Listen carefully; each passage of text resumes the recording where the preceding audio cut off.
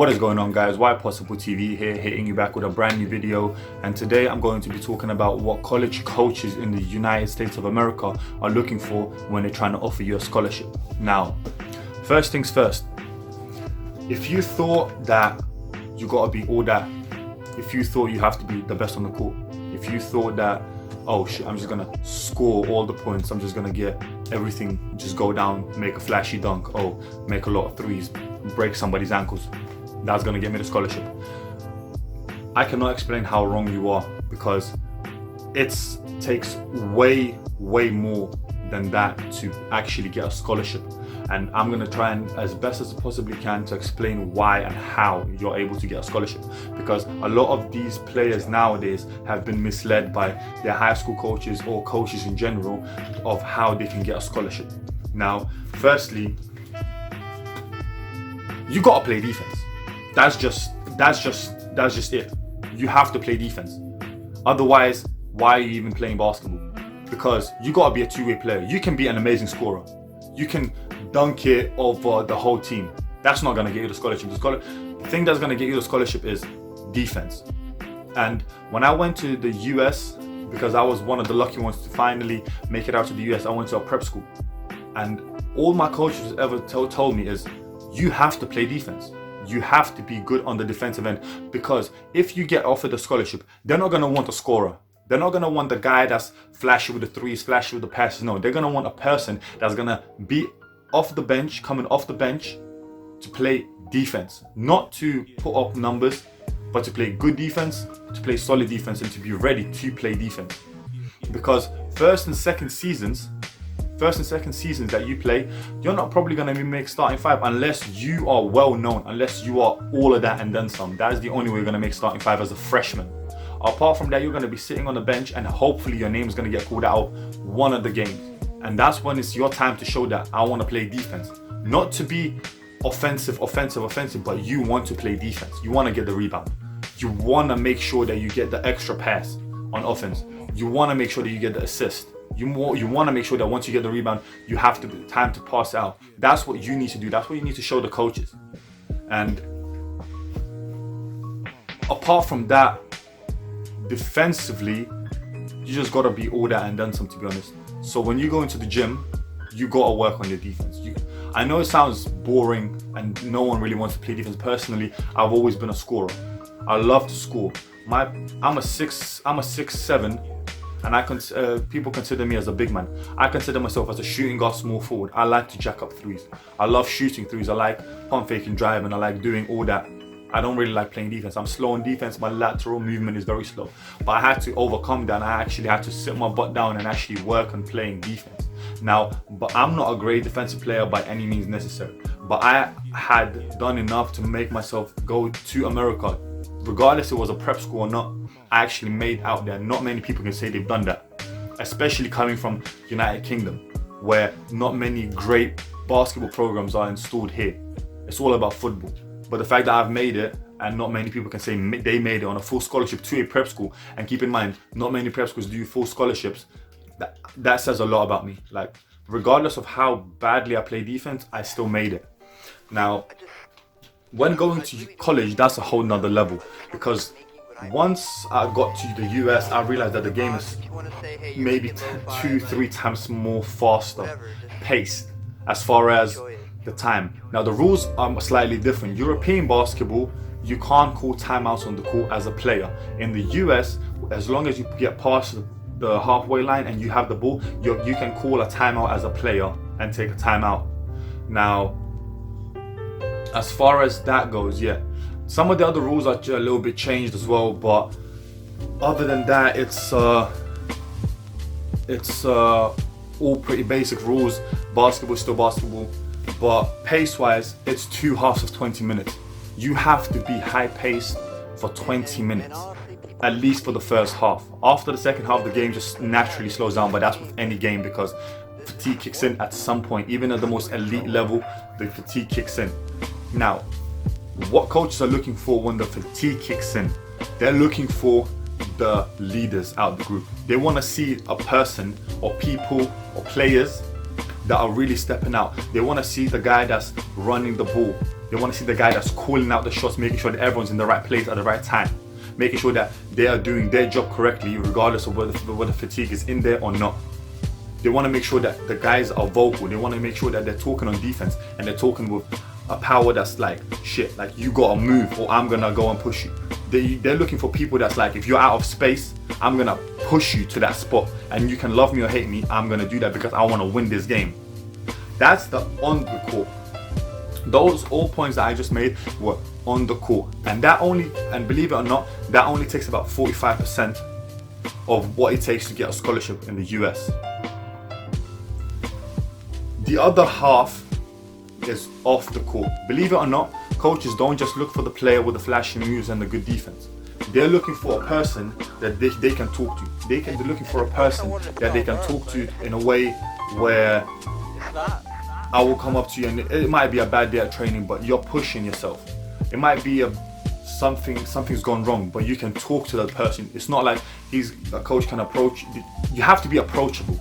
You have to be approachable to a point where the coach can always approach you at the worst times, at the best times, at the mediocre times. You have to be approachable, and it's not just by the coach. You have to be approachable by the team. That means the team has to like you as a person, like who you are, like the way you play, like the way you handle yourself on and off the court. And also you have to be coachable, and that is a key factor. You have to be coachable when it comes to college in the States, because you don't have, I went to a college workout, and you don't have training like we used to do in high school where every play is run down, like we have to do this, we have to do this, and we repeat it. No, you get a book. You get one book that's about this big, and you have to study that. And then once you've studied all the book, you have to go there and you have to perform all the plays. You have to know them by like this, just off the top of your head, like, oh shit, this is my position, I gotta go there, and there. And the book is not like 20 plays. The book is maybe like 50, 60 plays. Something that you don't use. They might use like the first 5 plays, but you gotta know all of them, because at the end of the day, if the times are hard in the game, you have to remember that. That's why you have to be mentally strong. You have to be prepared to know, to memorize, stuff like that. Another thing you have to do in college is, before a game, you're gonna have a whole 3, maybe 4 hours of sit down and analyze the team you're gonna be playing in. And I'm not just talking game film, I'm talking about, you're gonna get a sheet about this big, talking about every player's shooting percentage, every player's point differentials, every player's free throw percentage, rebound percentage, assist percentage, who's the point guard, what hand they play, everything like that. You're gonna get written on the day, and you have to memorize it and know for the game. Some coaches know the plays, so they just put down the plays to memorize them, so when they play at school they can adjust. That's how serious college basketball is. And one thing you gotta have in mind in college, you have to keep your head on straight, and I mean, you have to get your academic work done. That's why most colleges invite you out sooner, way before the season starts, so you can get ahead of the academics. So when the actually season kicks in, you just got to worry about training and basketball. That's it. And one last thing that the coaches are looking for is just, don't be a hothead.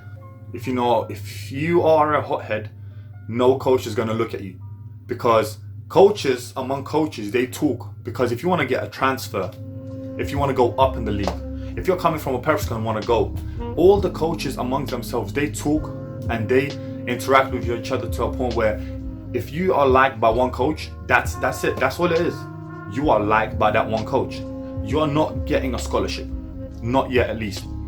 You got to show that coach that you are a good player on the court. You are a good defensive player on the court. But most importantly, the coaches talk about how good he is off the court, what type of person he is. So for example, if you're a hothead, if you can't handle pressure, if you can't do simple tasks that you are asked by the coach, and you give them lip. And some coaches will just keep it straight with the other coaches. They're gonna be like, listen, this guy's a hothead, gives us a hard time, doesn't like to do this and that, sometimes doesn't even turn up for training. No coach in the world is gonna sign you. No coach, absolutely not. Now, if you are composed, if you do have grades at school, if you have good grades at school, if you love the game of basketball, if all you gotta do is the little things. So for example, if you're on the bench and you're not getting any minutes and you're frustrated, if you're cheering for your team, if you're getting up off the bench when it makes a three, if you're getting off the bench screaming, yes, let's go, get back on defense, nah, you're good. Coaches see that.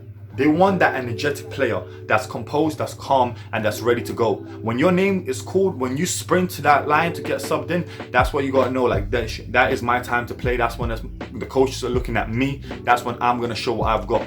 Off the court, you gotta be exactly the same. When the fans approach you, you gotta be approachable. Like again, you smile, you say hi, how are you, thank you, appreciate it, take a picture, sign some autographs. That's what it takes to be able to get a scholarship, and sometimes that doesn't even work. If that doesn't even work, you gotta keep trying, you gotta keep pushing, you gotta find some sort of a way. If the front door is shut, you gotta go through the back door or the window or the peephole, whatever. You gotta find some sort of way to do things that work for you and that look good towards the coaches, because at the end of the day, you're doing this for yourself. No one's gonna want it more than you. At the end of the day, if you want a scholarship, you gotta go and get it, because there's about 1,000, 2,000 the same position players like yourself that won that scholarship. The question that I want to ask you is, what will make you different out of all the 2,000 or 3,000 players that won the same position? Now guys, I hope this information really helped you as far as that, because I've been there, I've done that. I've had a 6-month experience of my life going to the United States and playing and going to universities and stuff like that. I've had that experience, so I know what it takes. Now, I really hope that this information helped you as far as guiding you towards what you want as a basketball player. And I hope that this information helped you to as far as just get better. If you're mentally not good with like doing little things or nagging and stuff like that, I hope this information also helped you to become a better person as well. So when it comes to universities and universities/colleges in United States, this video, literally I just summed it up with about 12 minutes of a speech. That's how passionate and how willing you have to be in order to actually get the things that you want in life. If you want to get a scholarship, you got to work for it, on and off the court, day in and day out, academically and sports-wise. Because I'm not academically strong, but I'm willing to work for that. I didn't get a scholarship, but that's okay, because hey, my time will come. I've got 4 more years to do that, and I'm willing to grind for it. But are you? So guys, if you found this information helpful and appreciative, I would really appreciate it if you drop a like and make sure to comment down what you want to see in the future, and also just hit that red subscribe button and turn the notifications on so you never miss any future videos that I'm going to be making. And yeah guys, stay clean because of the corona, and guys, I will see you in the next one. Peace.